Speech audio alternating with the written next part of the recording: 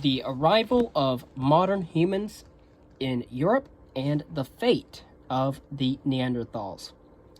Extinction is an integral element of evolution. There have been 5 major extinctions, just as there have been 5 major ice ages. However, when extinction strikes a member of the hominin lineage, we often struggle to understand what happened. Nowhere is this problem more acute than in the case of the Neanderthals, who disappeared from Europe between 40,000 and 27,000 years ago, and were replaced by populations of modern humans. The Upper Paleolithic, which is after this reading, we will go over 2 different videos discussing the Upper Paleolithic, art, and subsistence.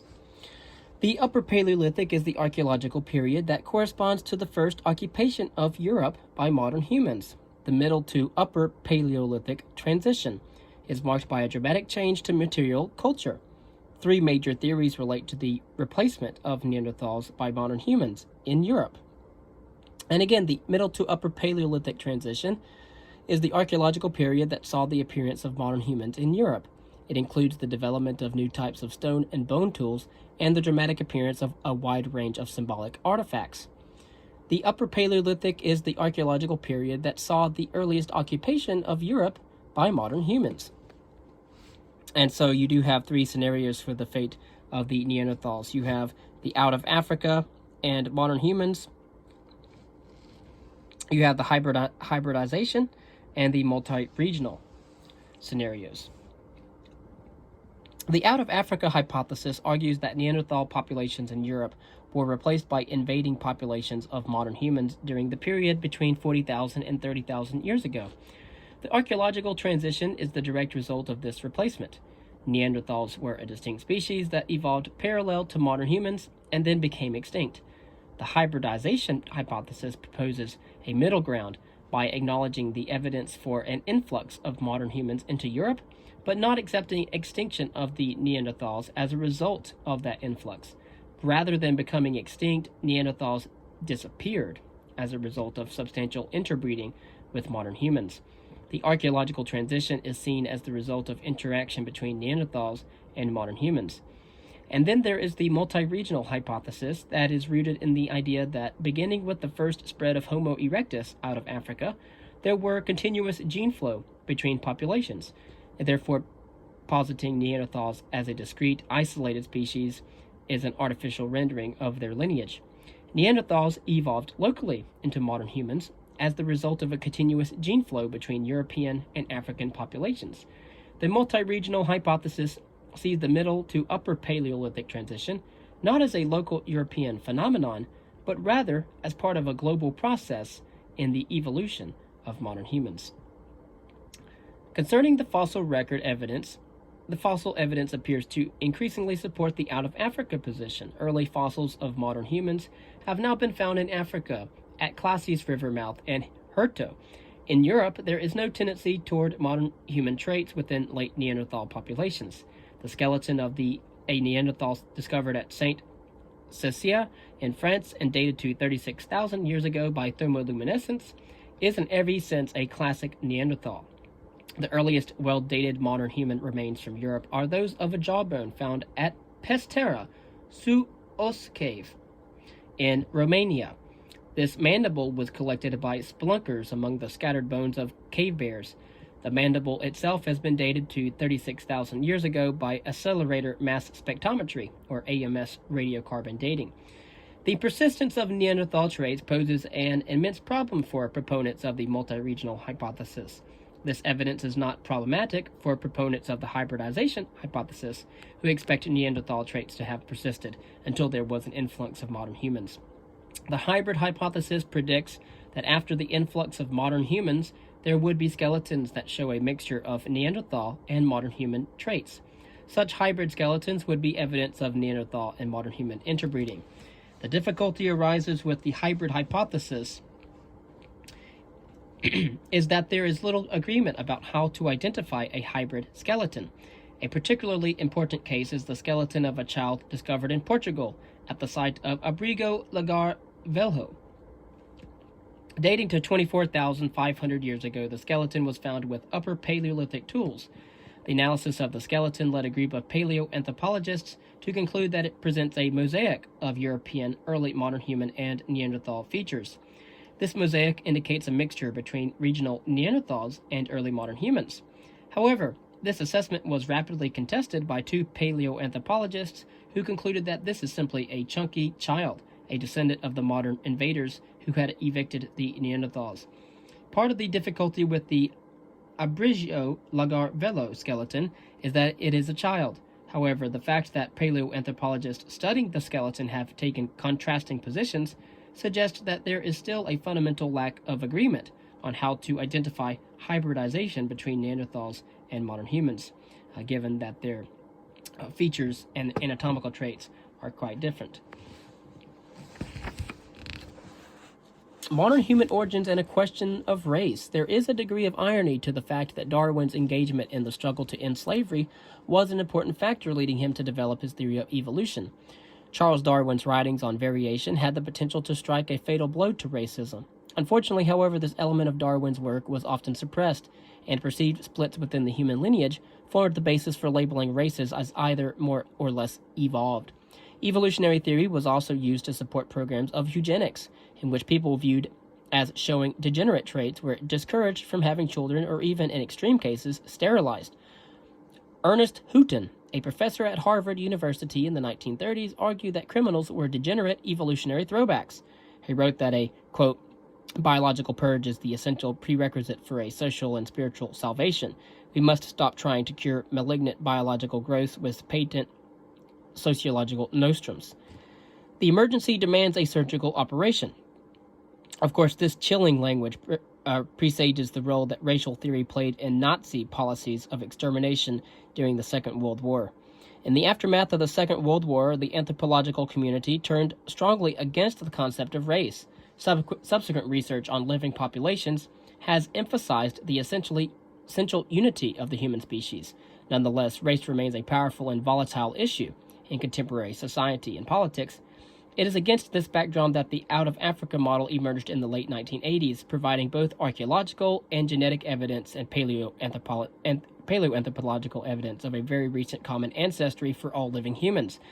As the media picked up on the story, they often highlighted the discovery's social implications. Indeed, we are all apes, and we all come from Africa, so we are all one human race.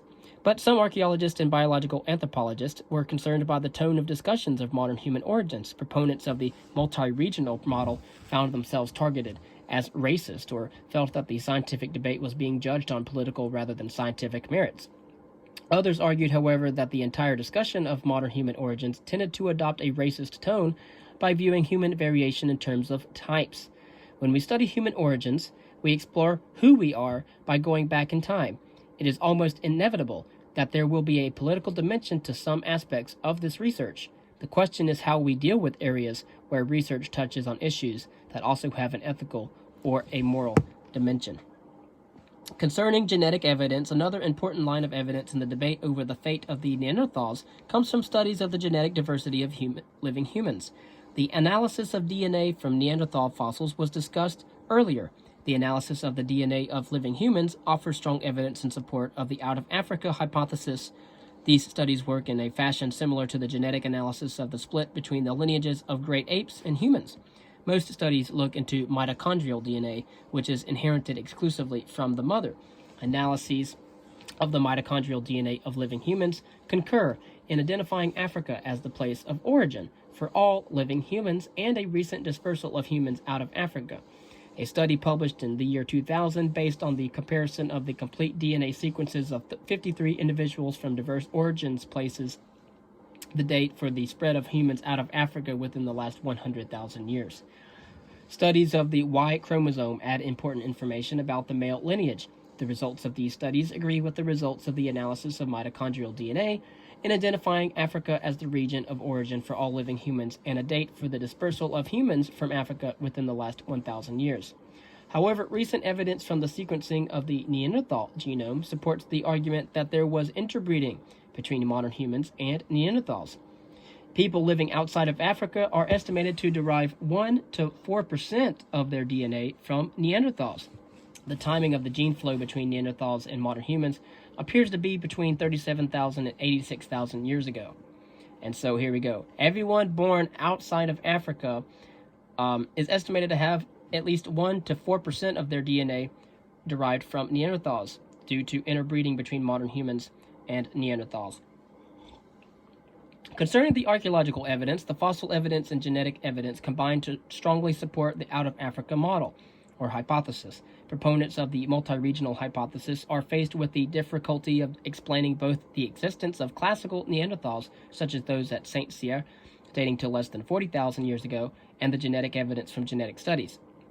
The fossil evidence poses less of a difficulty for the hybridization hypothesis, and the genetic evidence increasingly suggests that there was gene flow between Neanderthal and modern human populations. Before examining the archaeological data, it is important to consider the nature of archaeological evidence.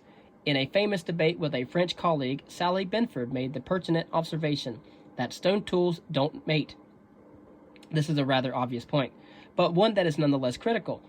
The fossil record and the genetic evidence reflect patterns of mating and biological reproduction.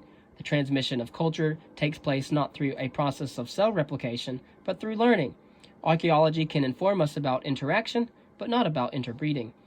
European archaeologists have had a strong tendency to see the transition from the Middle to Upper Paleolithic as a local process. Several archaeological industries have been identified as transitional between the Middle and Upper Paleolithic. In Eastern Europe, the transitional industry is known as the Caesaltian and is characterized by bifacial points. The Aulusian is a transitional industry in Italy, which arched back knives and some bone points are found. The best documented transitional industry is the Châtelperronian, found in France and northern Spain. The exact date of the Châtelperronian is the subject of debate. However, it clearly falls between 40,000 and 35,000 years ago. Châtelperronian stone tools are characterized by a type of knife known as a Châtelperronian point. Otherwise, the stone tools are similar to those found at Middle Paleolithic sites. At the site of Arcy-sur-Cour in northern France, excavators found a rich collection of ornaments and bone tools in a Châtelperronian level.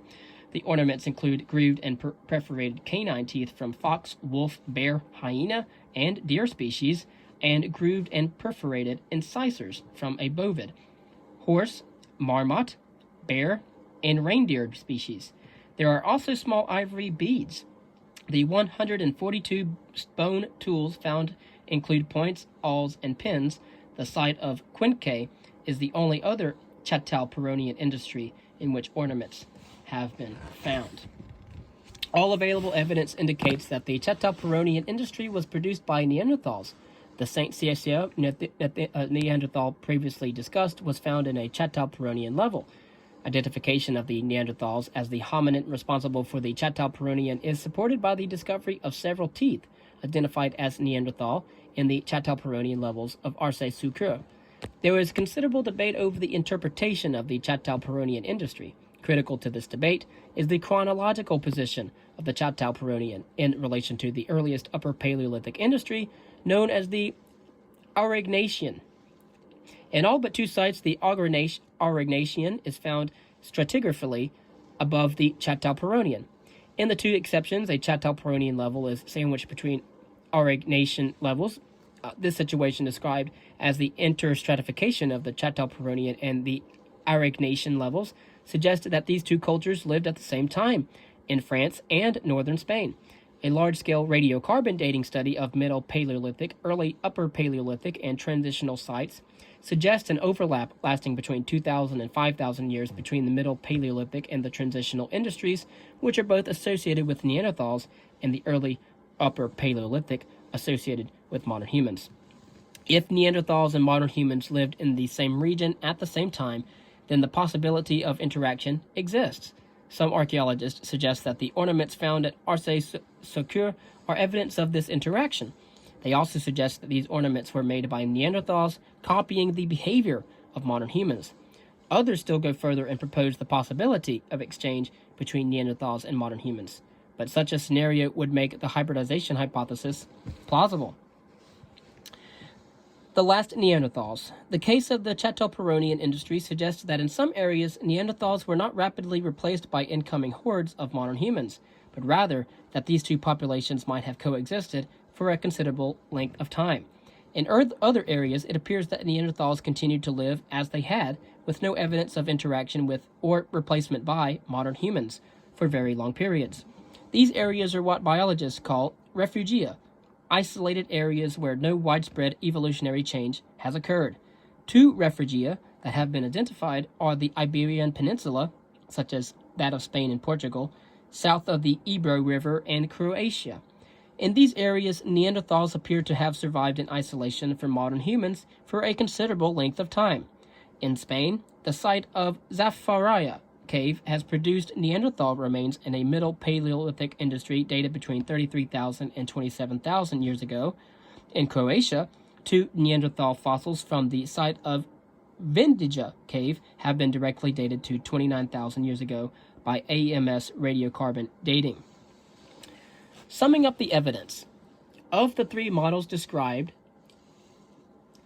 determining the fate of the Neanderthals, the multi-regional hypothesis appears the least likely. The absence of any trend towards modern human morphology among the late Neanderthals and the genetic evidence based on both mitochondrial DNA and Y chromosome DNA argue against a local evolution of Neanderthals into modern humans. The fossil and genetic evidence offers strong support for the out-of-Africa model. Clearly, modern humans evolved in Africa long before they appeared in Europe. The fossils found with the early Upper Paleolithic industries are distinctly modern humans and could not have evolved from local Neanderthals.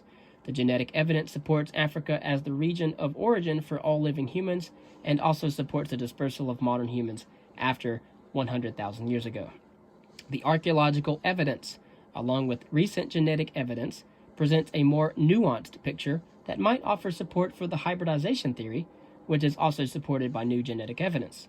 The arrival of modern humans was a dramatic event, but it did not signal the immediate disappearance of Neanderthals. And so in some areas, transitional industries such as the Châteauperonian developed that might provide evidence for interaction between Neanderthals and modern humans over a long period of time. In Spain and Croatia, refugia areas have been identified where Neanderthals survived for thousands of years after the first arrival of modern humans in Europe. The archaeological evidence suggests that the arrival of modern humans in Europe did not spell the instant demise of Neanderthals. Next, we will talk about the Upper Paleolithic. The first modern human hunter-gatherer societies that lived in Europe are known collectively as the Upper Paleolithic. The Upper Paleolithic is dramatically different from the preceding Middle Paleolithic. And so the next two videos we will be reading about the Upper Paleolithic. Considering the Upper Paleolithic industries in Western Europe, you have the Aurignacian industry from 40,000 to 26,000 years ago, where you have bladelets and split-based bone points. Then you have the Gravettian industry, 26,000 to 23,000 years ago, is characterized by small hunting points. The Solutrean industry from 23,000 to 20,000 years ago with bifacial points, and Magdalenian from 20,000 to 11,000 years ago, characterized by bone harpoons.